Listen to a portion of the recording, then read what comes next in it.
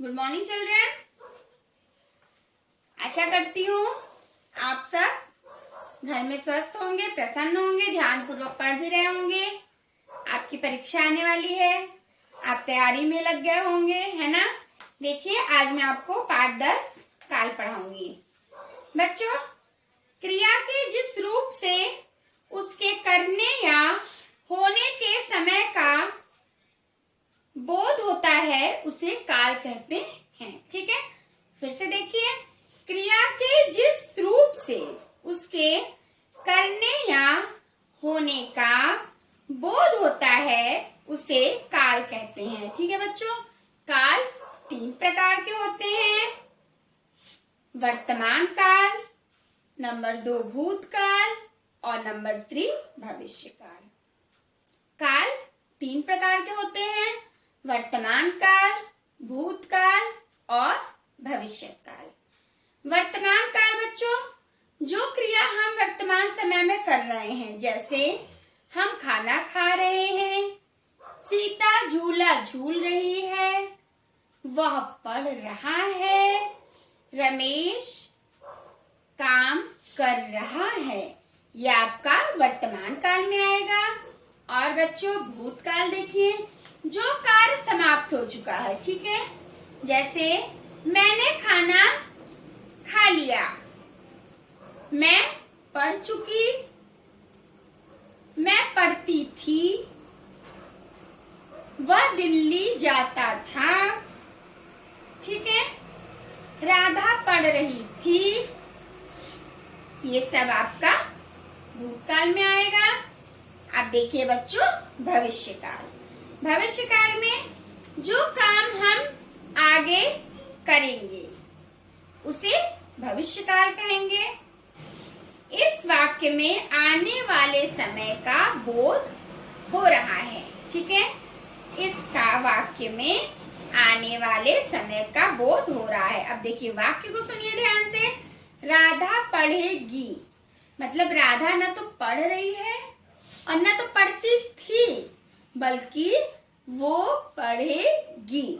आगे आने वाले समय का बोध हो रहा है।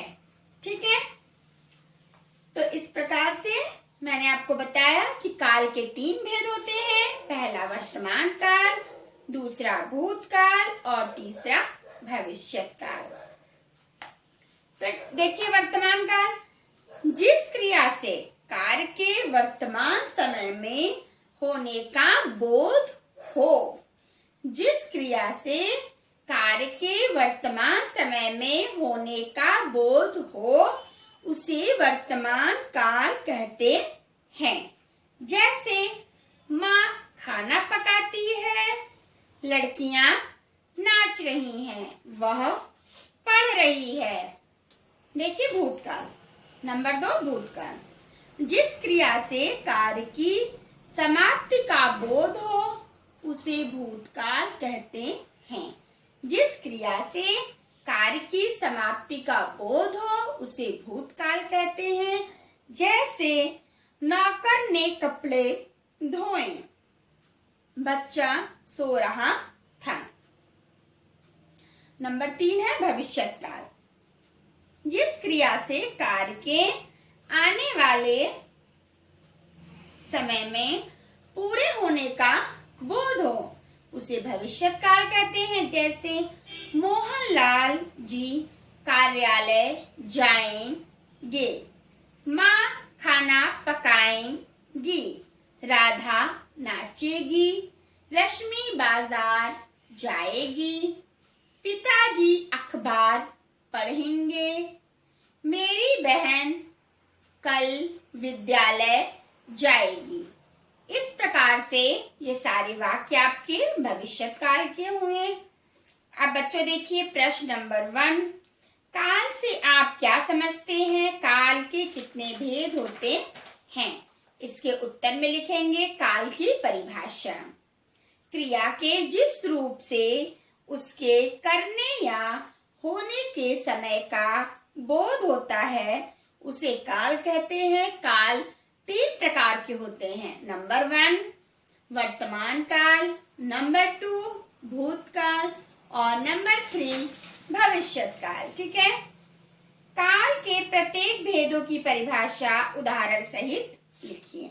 अभी मैंने आपको काल के प्रत्येक भेद की परिभाषा को समझाते हुए उदाहरण बताया था, इसी को आपको इस प्रश्न के उत्तर में लिखना है। अब देखिए बच्चों, प्रश्न नंबर 2 है,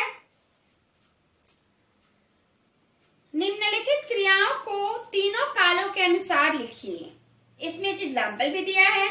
लिखना, इसका वर्तमान काल है, लिखता है। ठीक है, भूतकाल लिखा था, भविष्यत काल लिखेगा।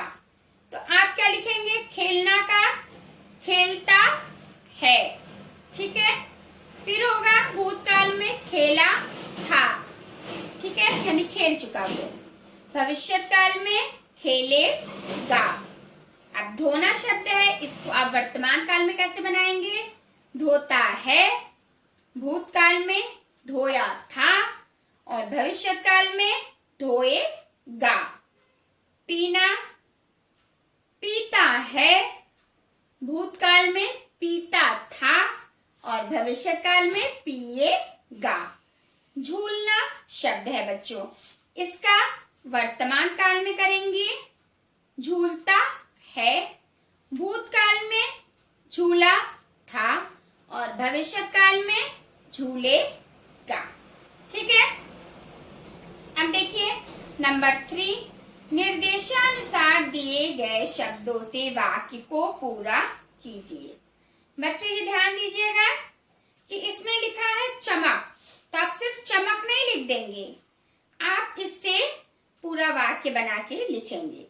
आकाश में सूरज, यहाँ ब्रैकेट में दिया हुआ है चमक, इसको आप वर्तमान काल में लिखेंगे। ठीक है, तो हो जाएगा आकाश में सूरज चमक रहा है। ये देखिए नंबर एक्सरसाइज नंबर 3 का क है, तो फिल इन द ब्लैंक्स जो है मैं बस उसी को लिख रही हूँ बच्चों। ठीक है, चमक रहा है। ठीक है, यहाँ ब्रैकेट में लिखा है चमक। अब देखिए नंबर ख है बच्चों, देखिए। ठीक है, आकाश में सूरज चमक रहा है।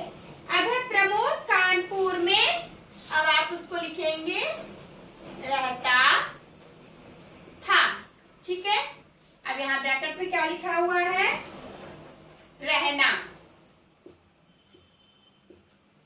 बच्चों इसे आपको भूतकाल में बदलना है, तो प्रमोद कानपुर में रहता था। अब देखिए नंबर ग होगा बच्चों, हम सब मिलकर ईद मनाएंगे। मनाना लिखा है, अब इसको भविष्य काल में आपको इस वाक्य को बनाना है, तो बच्चों हम लिखेंगे हम सब मिलकर ईद, और भरने वाले में लिखेंगे मनाएंगे। ठीक है, मनाएंगे। अब इसमें लिखा है मनाना। ठीक है, ब्रैकेट में कोष्टक में लिखा हुआ है। अब देखिए नंबर घ है बच्चों, शायद वह कल, इसमें क्रिया है आना और भूतकाल में करना है इसको, तो आया था। ठीक है, आया था। अब इसमें लिखा है ब्रैकेट में आना। बच्चों आपको इन शब्दों को ही रिक्त स्थानों की पूर्ति में लिख नहीं देना है, इनसे वाक्य को बनाना है। ठीक है, जिस वाक्य में जिस तरह की क्रिया लगेगी वैसे आपको लगाना है, और इसे जिस काल में लिखने के लिए कहा गया है उसी काल में लिखना है। फिर से देखिए नंबर 3, क्वेश्चन नंबर 3 में आप फिर से देख लीजिए, चमक रहा है, रहता था, मनाएंगे, आया था। इसको काल के अनुसार परिवर्तित करके आपको लिखना है। Thank you.